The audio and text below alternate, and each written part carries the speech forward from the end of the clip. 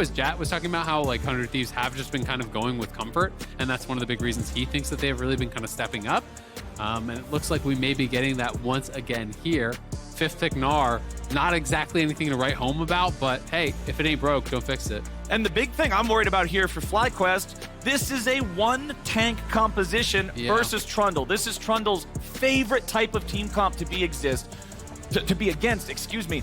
The target that you're supposed to ult is just Trundle. Circled in a big red marker. Please ult me every single fight. Yeah, I mean, the Sejuani passive as well, if you actually ult her before that cracks, and then it cracks, Sejuani can go to like nothing, right? Yeah. Like you just get disengaged. So I think they can't play 0 engage against Zeri. If you play 0 engage against Zeri, like you are asking to lose, right? Like you're gonna be in a highlight reel, just not yours. Yeah, unless LeBlanc is monster fed. Like if TUKI can just go off and absolutely stomp the game and be really, really fed and just like one-shot FBI, then sure, great. QWR, he dies. Yeah, if you can do that, then you're not worried about it. But otherwise, like they have no lockdown for this Zeri, and Zeri has cleanse. And there's only one form of CC that you really care about. It's the Sejuani ult. So yeah, I think it could be a tough one here, but it's gonna be interesting to see. Huhi with the heal start there, just looking to actually get in, get a Spell Thieves proc. On because he's an incredible duelist against practically every champion. Yeah, absolutely. I mean, Chomp is an auto attack reset, it's bonus damage, and it takes away AD, right? So it's really, really hard to actually win out in those scraps, especially in those early stages. So definitely not going to be looking to invade him. But you can kind of just clear faster than him in a lot of cases. Trundle really sucks on the AoE camps, like really, really sucks. So you aren't going to have that fast clear. You know, generally these are the kind of paths that Trundle will go for. He just goes full bot side into red because it is those last 2 camps that he really does struggle on. I mean, Trundle's one of those champions, the only ability in his kit is auto attack. Yeah. Chomp is an auto attack. W is better auto attack. Faster. E is slow them down so you can auto attack. Yeah, E gives you the stinky pillar to hold them in place so you can auto attack them more. Red saps their defense so you can auto attack. Like, he's kind of got one trick that he does. So beating all those chickens over the head takes a while. Who cares, right? Just good use of your time. Yeah, absolutely. Just kind of playing around the vision and obviously, you know, valuing the denial of information more highly than efficiency, right? And that's something that everyone has to kind of make their own judgment call on. That's one of the fun parts about jungle pathing, right? Yeah, it is, absolutely. And that's why, even at the pro level, when you listen to junglers talk about pathing, even multiple really top-tier pro junglers can all completely disagree on what the right decision trees are. Yep. That's what I think really makes it interesting and complex. You can have so many different styles and schools of thought. Both these mid laners getting quite low. This is one of the things I actually really like about the kind of pro-focused changes is the reduction in how powerful sustain is, right? Potions, corrupting potion, everything is weaker. So these people can't just heal back to full instantly. You are going to be stuck at lower health, which means there is higher risk if you do stay around. But both mid laners playing TP, so just likely to go back to base here and refill. I think that's one thing. Moving in and out of the fights, I think his read is that I don't have to do any damage. I have Zeri, Azir, and Gnar, so I think he's just going to go Swifty Boots into tank. Yeah. TUKI, good damage onto Abadaga there. And that's what I was mentioning about these skirmishes, right? Anything around mid lane, whenever the enemy is LeBlanc, you're probably going to get bursted down faster than they are. Absolutely. TUKI, again, going in for a little trade there. And now, you know, the nerf to healing means he has to go back to base a little bit earlier. You know, it means he will have to give up this whole wave because as the cooldowns come back up, you die to TUKI there. If you stay... Right, like you can just start stacking some armor for Viego and Sivir. You're feeling great.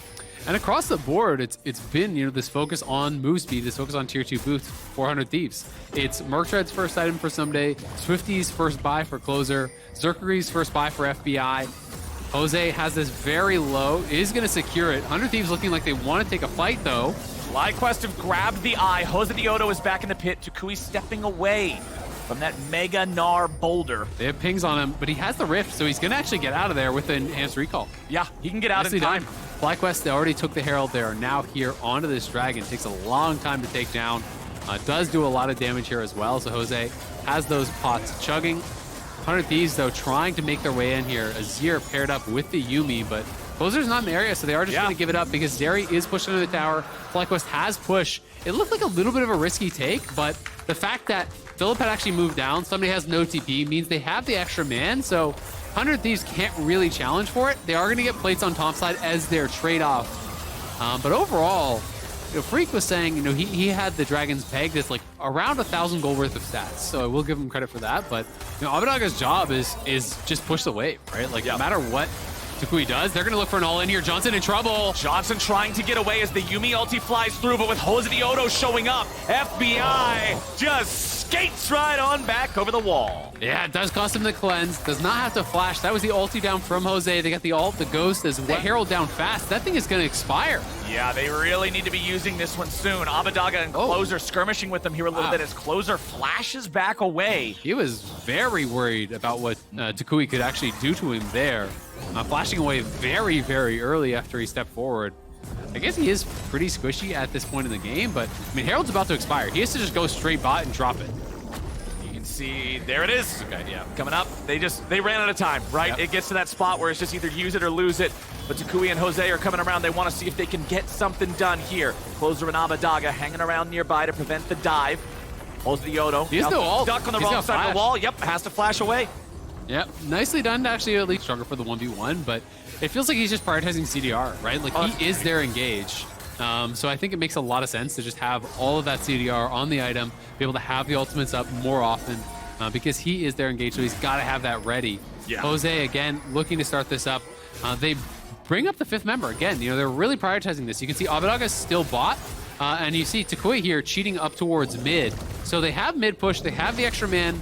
TUKI now will go down towards bot to try to catch that wave, but moving up their extra member here gets them another objective. There's 3 straight neutral objectives that they have grabbed by moving their members around the map, clearly prioritizing the taking of these. And what does he lose? Like, he probably lost, I think, a melee there, maybe 2. So not much of a cost whatsoever because he didn't overcommit and just stay the whole time.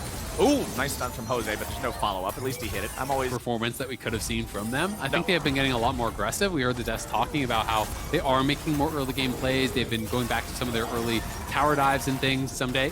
Going to be pushed back here. Unlikely to go down, but will be forced back. And off the resets, there was vision of that, so that one little ward over the wall, it's kind of overlapping with another, but this little ward caught some recalls, and that actually prompted 100 Thieves to just start up the dragon right away, so they will even out that dragon. It's going to be Mountain Soul, which is going to be a pretty powerful one, honestly, for both sides, but really devastating for LeBlanc, because with Assassins to deal with. That is removing your flat pen from LeBlanc, which she is super reliant on, and now Philip gonna be in trouble. He's on the wrong side of the map. Yeah, Closer's coming up too, and he throws out the pillar, but it doesn't hit him in time. It doesn't disrupt it. Philip's able to get away. I thought he got him, but he didn't have the right read. Not quite poking him, just slowing him. Gotta squad a little bit more from 100 Thieves. All right, Sunday's going back up the top side. He'll be dealing with that. FBI continues clearing out some vision. No kills, 20 minutes in. I need to see some violence. Someday flashes away from the ulti of Philip, and now he's ready to continue the fight, going for the Mega Gnar into the wall, trying to put the whooping on Sejuani. As JOSEDEODO shows up, this is not a good spot for Someday. First blood over to FlyQuest. No, TUKI gets caught. Yeah, Abadaga going in looking for the FlyQuest mid laner while the fight breaks out mid lane now with Johnson and FBI going head to head. FBI barely staying alive through the boomerangs. FlyQuest is out fighting them all over the place. TUKI jumps back over the wall. Abadaga still looking for a chance, but he's got nothing. Johnson takes him down. Kobe, where are you? We're letting him down. 100 I Thieves. jinxed it. They're getting wiped here by FlyQuest. Now 3.3k up.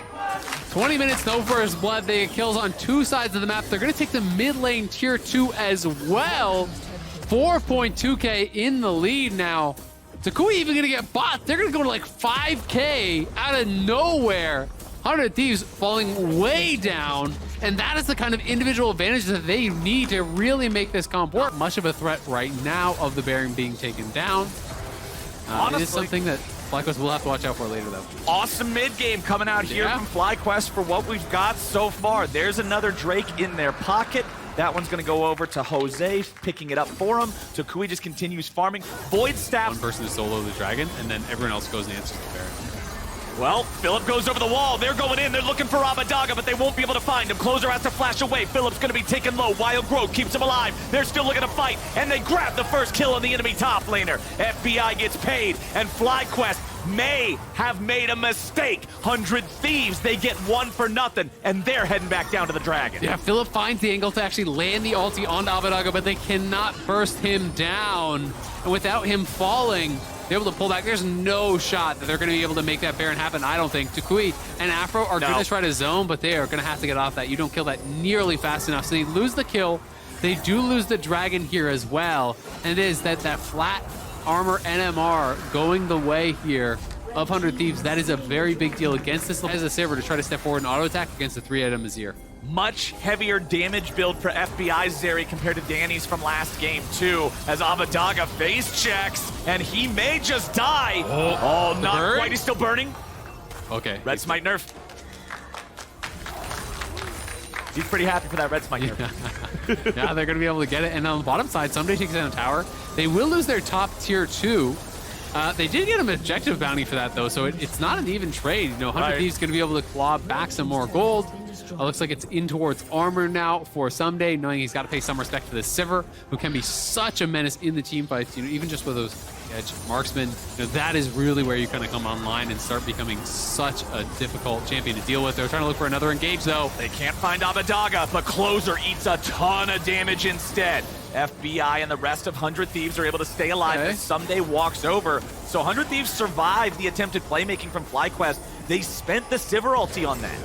Oh, and they find a nice ulti. Nice grab, Abradaga. He just dies at the very start. That's not what 100 Thieves wanted. But FlyQuest get a critical kill. Now with the enemy mid laner down, if they pick up Closer, oh, baby, it smells like a Baron. Or do they even need it? FlyQuest marching down mid lane. Yeah, they're pushing down mid. Would they try to go for more than the inhib here? They are basing.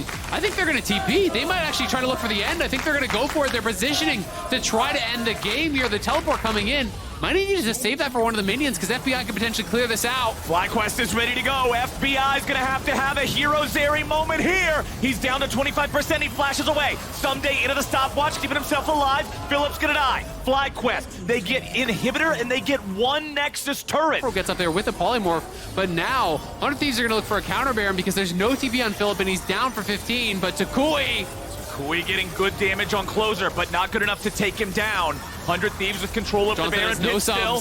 Baron at half HP. TUKI now zoned away. JOSEDEODO looking for a chance to maybe go in. Soldiers right here. They're not going to risk it. They're not going to risk it. They know that if they all int into 100 Thieves and die here, 100 Thieves might just win the game. Absolutely. And they could have taken the Baron for free and just kind of incrementally increase their advantage. They tried to go for the throat.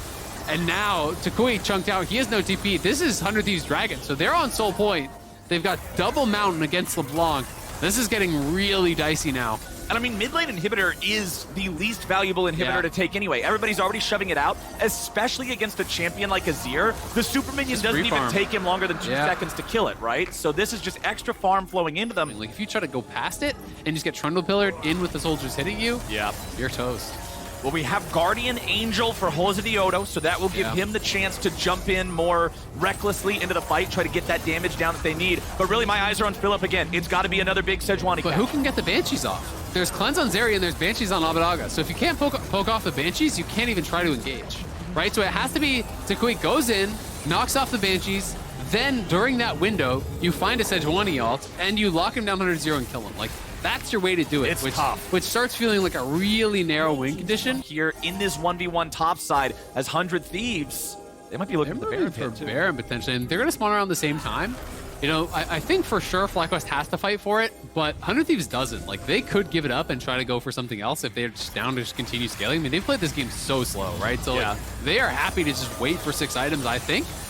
But it looks like everyone is here mid lane to skirmish. Okay. TUKI does have TP, and there are some good wards. He's TPing very deep here. He's going to actually go to threaten the base, I think. So he's going to try to play a little bit of shenanigans around that. Going to try to draw Someday back, but he is spotted on that pink ward now over by the blue buff. So they have eyes on him. Someday can push that out, and he still has his teleport available. Plus, there is a TP ward here over in this area, right behind that dragon. So he could try to prep the Narbar here and be ready to TP if they want to go for it. TUKI making it look like he's seeking this poke more than anything, but JOSEDEODO has already started up the Drake. He is soloing that one down for FlyQuest. I think they're going to give it. 100 Thieves is nowhere in the neighborhood to stop this, so it looks like Jose just gets to kill that one by himself. He's got it down to about half. Remember, these are much tankier than they used to be, so it's going to take him a minute here. FlyQuest has to be careful. Why are we throwing out Sejuani ultis this early when Jose's not even here? 100 Thieves. Now they're into the Baron pit. FlyQuest doesn't have any way to get in just yet. JOSEDEODO's making his way over. He gave up on the Drake. He didn't complete it. Abadaga getting jumped on. Half HP still left to Kui over the wall. Philip gets the kill. Abadaga's down. And 100 Thieves have to fight the 4v5. He got him. FBI's gone. The carries are gone. 100 Thieves are gone. And FlyQuest, they found the window and kicked that mother in. Triple kill back over to Johnson. Closure dies. GG FlyQuest. FlyQuest have done it. They're going to take down 100 Thieves. Johnson gets the Quadra. Philip picks up number 5. They're going to march it down mid here and finish off the game. What a finish from FlyQuest. We talked about how hard it would be to execute on that, but FlyQuest made the call. They give up the Drake. They find the Azir, and FlyQuest end 100 Thieves win streak. Nice decisiveness there from FlyQuest, but it felt like such a strange force on the Baron from 100 Thieves. Abadaga goes over the wall. He's tanking the Baron, you know, trying to start that up.